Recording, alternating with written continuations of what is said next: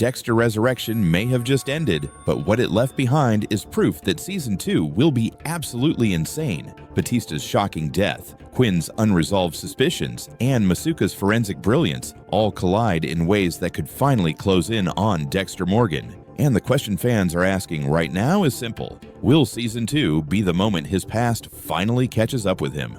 The finale of Dexter Resurrection wasn't just shocking, it was game-changing.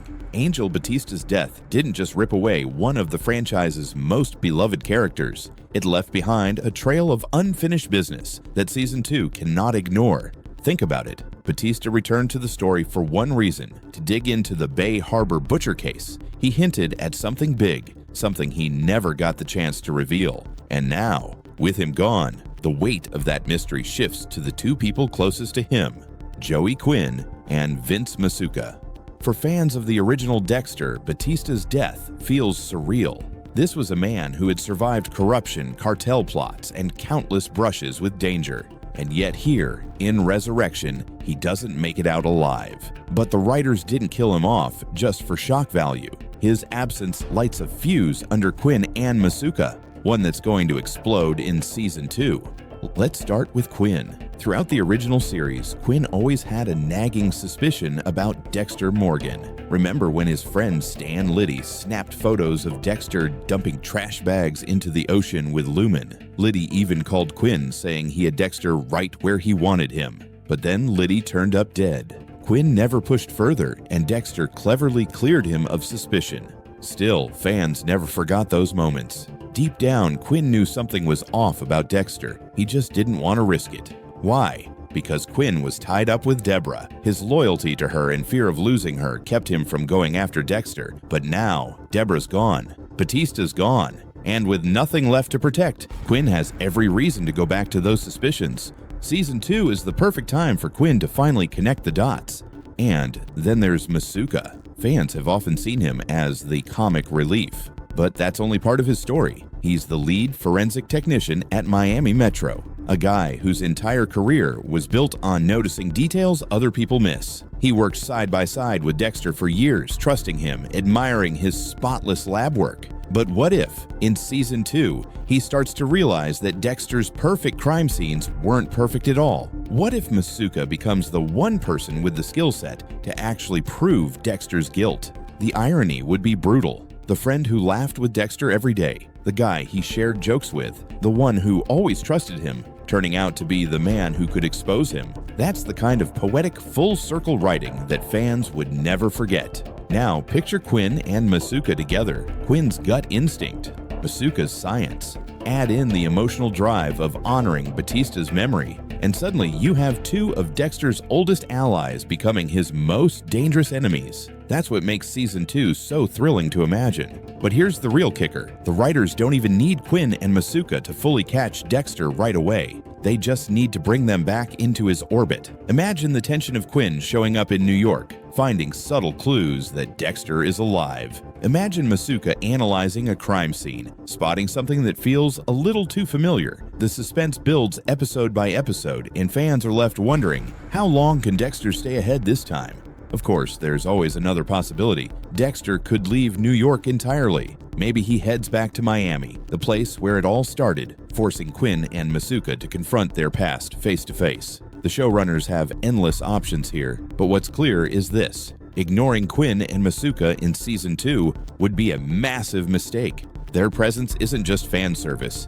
It's the logical continuation of Batista's death and the Bay Harbor butcher case. And that's why Season 2 of Dexter Resurrection has fans buzzing. It's not just about Dexter surviving. It's about the ghosts of his past closing in, embodied by the people who once trusted him most. If Season 1 of Dexter Resurrection proved anything, it's that this version of Dexter's story isn't afraid to take big risks. Batista's death was proof. But now the stage is set for something even bigger. Imagine Quinn and Masuka, two men who once stood shoulder to shoulder with Dexter, finally circling closer to the truth. That's not just a plot twist. That's a betrayal of trust, a reckoning, and the ultimate test of Dexter Morgan's ability to survive. This isn't some random detective chasing shadows anymore. This is Quinn, the man who always suspected Dexter was hiding something.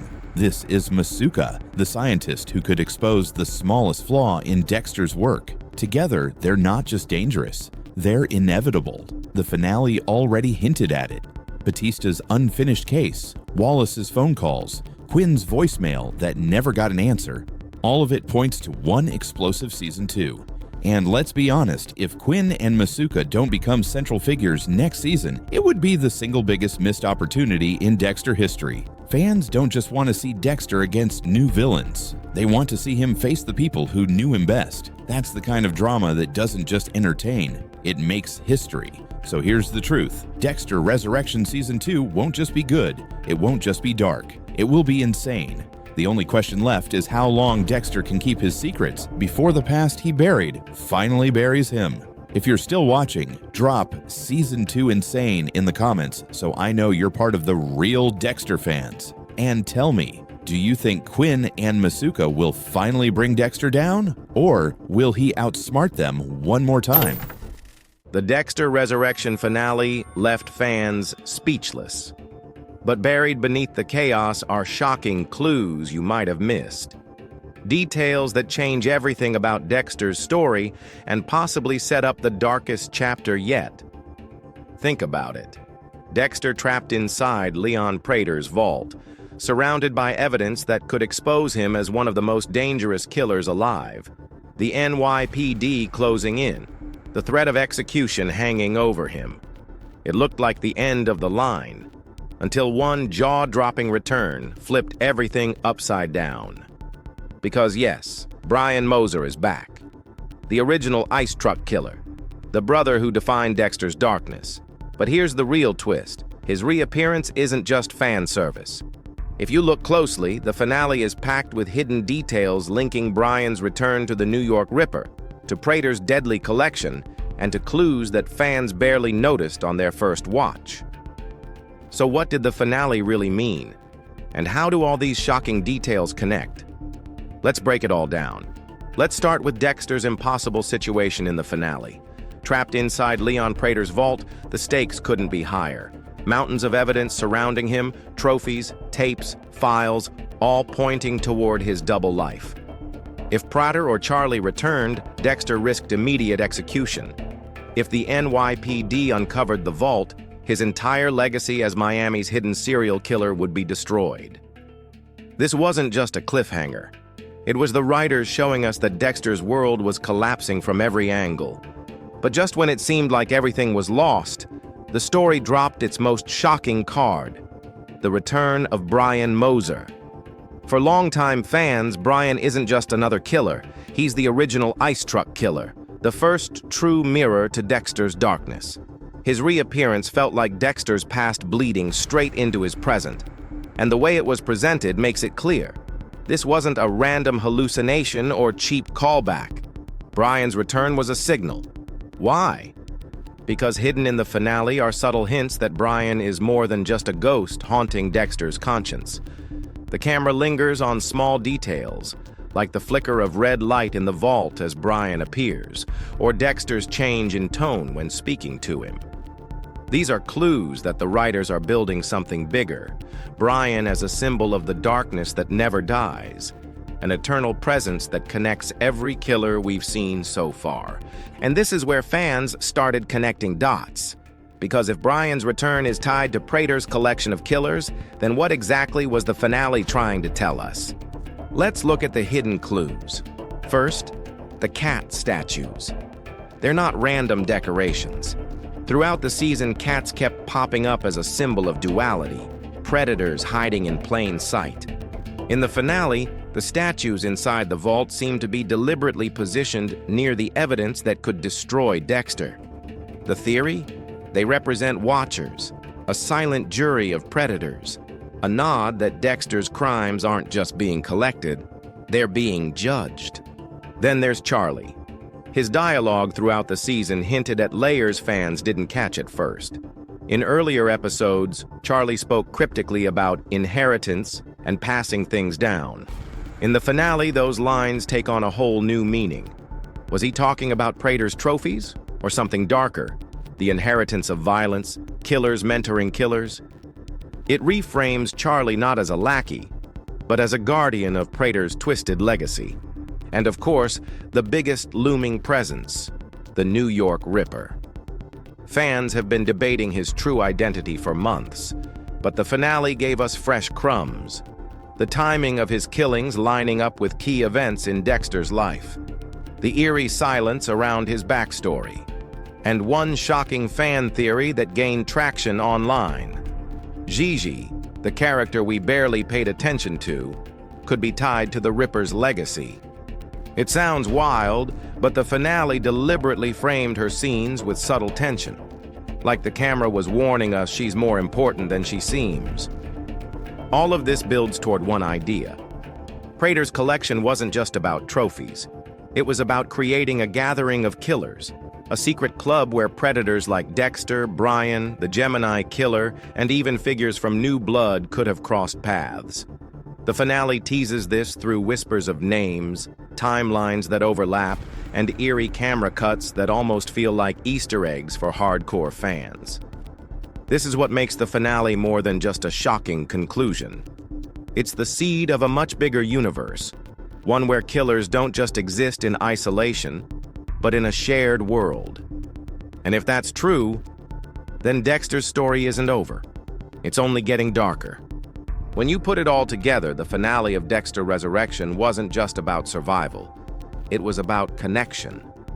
Brian Moser's shocking return, the cryptic presence of the New York Ripper, and the disturbing scope of Prater's collection, they all point to one unsettling truth. This isn't Dexter's isolated story anymore. It's the birth of a shared universe of killers, and that changes everything. Brian isn't just a haunting memory. He's a reminder that darkness never truly leaves.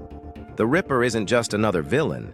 He may be part of a bloodline of terror stretching beyond what we've seen. And Prater's vault isn't just a graveyard of secrets. It's a meeting place, a silent invitation to something much larger. In my opinion, the finale wasn't closure. It was an open door. The writers aren't tying up Dexter's journey. They're laying the groundwork for more stories, more connections, and more killers than we've ever imagined in this universe. But here's the question. Did you see it the same way? Was Brian's return the ultimate fan service, or the clue to something even darker? And what do you think about the New York Ripper theory? Is Gigi really tied to his legacy, or is that just clever misdirection? Drop your theories in the comments. I'll be responding to the best ones. Don't forget to like this video if you enjoyed the breakdown, and hit subscribe if you want more deep dives into Dexter Resurrection's hidden world. The story isn't over. In fact, it might just be beginning. I know exactly who you are. And I love it! Dexter just delivered one of the most heartbreaking moments in the show's history. Angel Batista, the heart of Miami Metro, the man fans loved for nearly 2 decades, is gone. And the way it happened, the brutal words he left behind, have left fans devastated. This wasn't just another death. This was a piece of Dexter's soul being ripped away. So how did it all unfold? And why does it change everything going forward? Episode 9, titled Touched by an Angel, carried an ominous warning. Fans feared it would involve Batista. They were right. Batista had one mission: prove that Dexter Morgan was the Bay Harbor Butcher. The NYPD dismissed him as unstable. He lost his authority.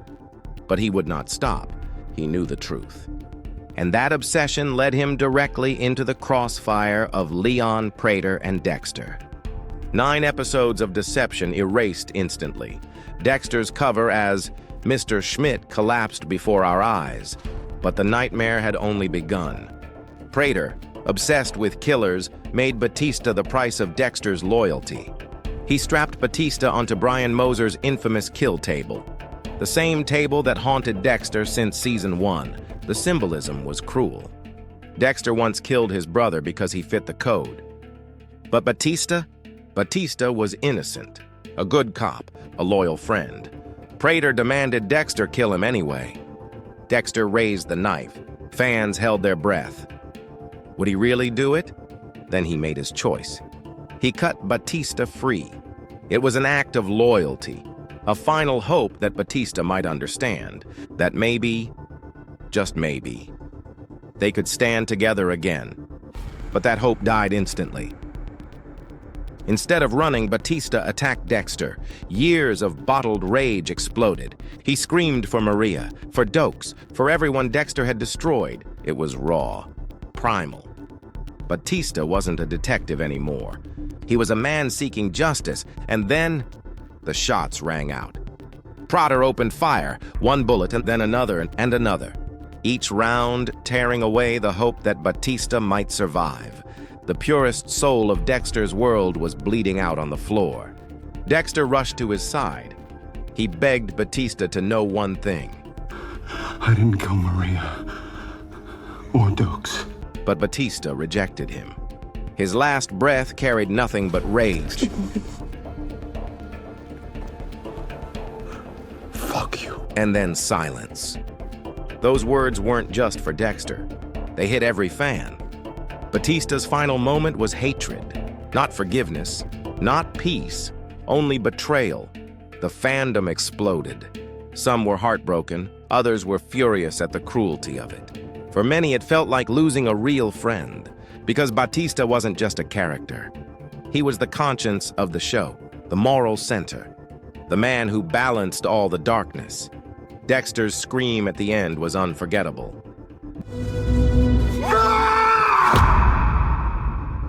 David Zayas gave Batista a farewell that was powerful and devastating. It rivaled Deb's death in the original series. But in some ways, it hurt even more. Because Batista didn't die by mistake. He died for speaking the truth. Batista's death wasn't random. It was symbolic. It marked the collapse of everything Dexter once had. His friends are gone. His family is broken. And now even his oldest ally cursed his name with his final breath. Carrying guilt he can never escape, haunted forever by Batista's last words. This sets the stage for the finale. Prater is stronger than ever, and the New York Ripper mystery still looms. Batista's death lit the fuse. The finale is the explosion waiting to happen. Angel Batista, detective, friend, the heart of Miami Metro, is gone, and his final words echo through the fandom. Dexter Morgan, fuck you. Those words will haunt Dexter forever, and they will haunt us too. So what do you think? Was this the perfect way to end Batista's story, or did the writers go too far? If you're still watching, type RIP Batista in the comments. And don't forget to like and subscribe for more deep dives into Dexter Resurrection. What if I told you the New York Ripper wasn't just one killer, but two? Dexter Resurrection may have just revealed the darkest twist yet, and the evidence will make you question everything you thought you knew about this show. Because from Blessing's mom's eerie cat statues, to family secrets that refuse to stay buried, to the shocking possibility that Gigi herself is the Ripper's daughter, the clues are stacking up. And once you see the connections, you'll realize this theory makes way more sense than the internet's favorite suspects. She thought she could run. She didn't have anywhere to go in that shitty little house of hers. All she could do was cower in her own bed, your sweet little Fans sister. thought they cracked the case when the show revealed the Ripper's voice in episode 7. It was chilling, a ghostly whisper that seemed to haunt victims long after the crime. But here's the catch. The Ripper hasn't been active in the present timeline. No physical attacks, no new kills. Just the voice, taunting from the shadows. That silence is terrifying, because killers like this don't stop. They wait. But what if the Ripper we hear isn't the same Ripper who started it all? What if Dexter Resurrection has been quietly building toward the reveal that the Ripper is actually two killers, one who began the legacy and another who refuses to let it die? Some fans already theorize that Leon Prater isn't the Ripper himself, but the one keeping the ghost alive, using recordings, misdirection, and manipulation to torment victims while carrying out his twisted obsession. And if that's true, then we might not just be chasing a single face, but a legacy passed down through two very different people. This brings us to one of the strangest background details in the series, the cat statues in Blessing's mom's collection. At first, they seem random, maybe just set dressing, but Dexter has never wasted set details like that. What if the cats are symbolic trophies, each one representing a victim or even a metaphor for 9 lives stolen by the Ripper? Think about it. Dexter has always used physical objects as markers of hidden darkness. Harry's code, Trinity's rituals, Dexter's own slides of blood. These cat statues might be the same kind of clue. A quiet reminder that the family is tied to death, whether Blessing realizes it or not. And here's the pun fans won't be able to ignore. If Blessing really is linked to the Ripper's crimes, is it a blessing or a curse? It would be the ultimate irony if Blessing carried the family stain, trapped between the innocence of his name and the curse of his bloodline.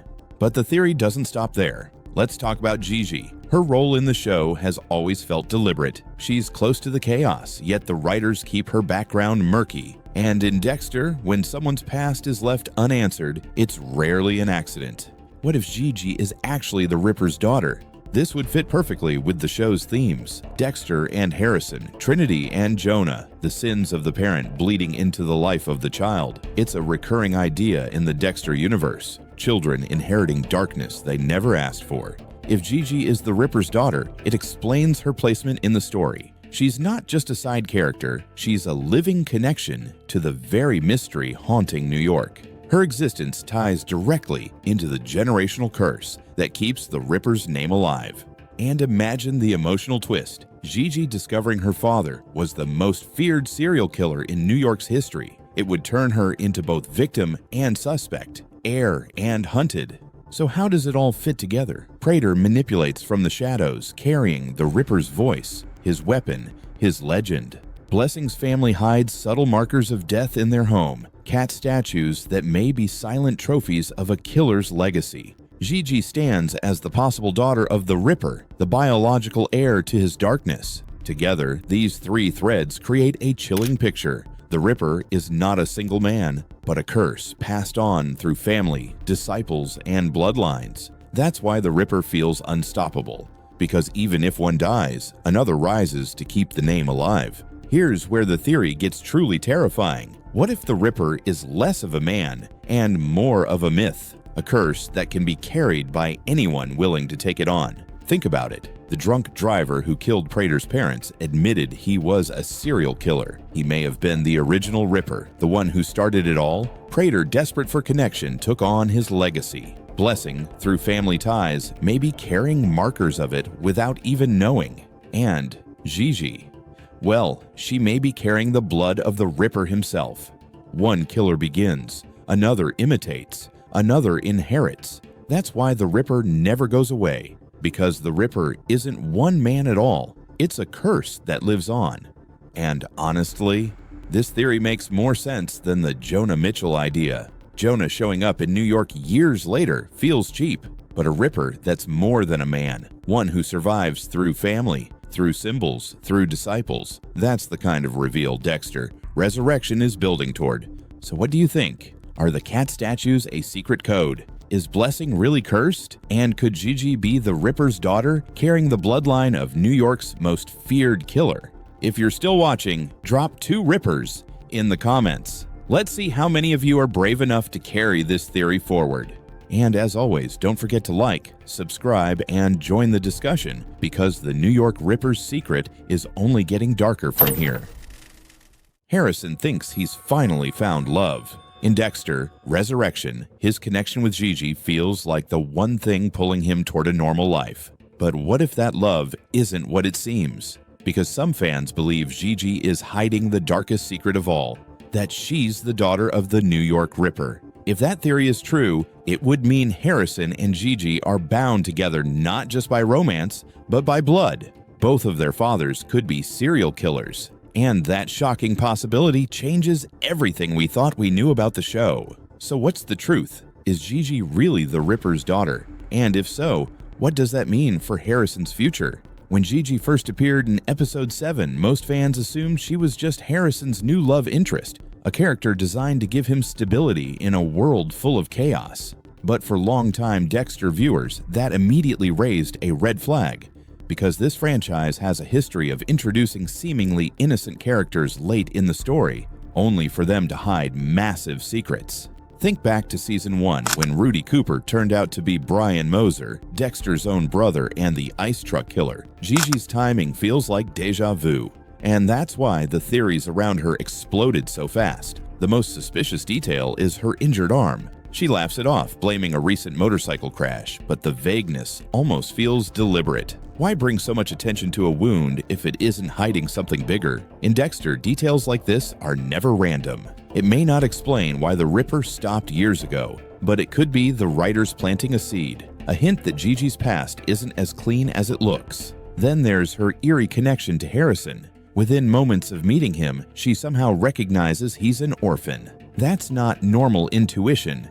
That feels like lived experience. Like she too grew up with the scars of a broken family. Fans have pointed out that Gigi's quick insight could signal her own ties to foster care or orphanhood, the same world where Harrison has always struggled to belong. But here's where things get even darker. The Ripper's voice, revealed in Episode 7, was clearly male. Or was it? In an age of voice changers, AI tools, and deliberate misdirection, the idea that the show gave us a male voice might just be a trick. After all, Gigi being a woman would make her the perfect misdirect. By hiding behind a fake male voice, she could have kept suspicion away from herself all along. And then came Episode 8. Harrison and Gigi's relationship moved forward quickly, maybe too quickly. We saw them spend the night together in a hotel, and the next morning, Harrison woke up, opened the curtains, and smiled at her sleeping by his side. It was one of the few moments in his life where he seemed truly happy, almost like he was free from his father's darkness at last. But that's exactly why it felt like a setup, because in storytelling, when a character finally finds peace, it's usually the calm before the storm. Episode 8 hammered that theme home. Multiple killers, from Blessing to Al to even Dexter himself, talked about keeping their secret lives away from their families. But those walls are crumbling fast. And for Harrison, that means his new love might be dragging him back into the very world he's desperate to escape. Think about the parallels. Harrison is haunted by his father's legacy as the Bay Harbor Butcher. Gigi may be haunted by the legacy of the New York Ripper. Put them together, and what do you get? Two kids born in blood, unknowingly recreating the same tragic cycle. Their bond isn't just attraction, it's recognition.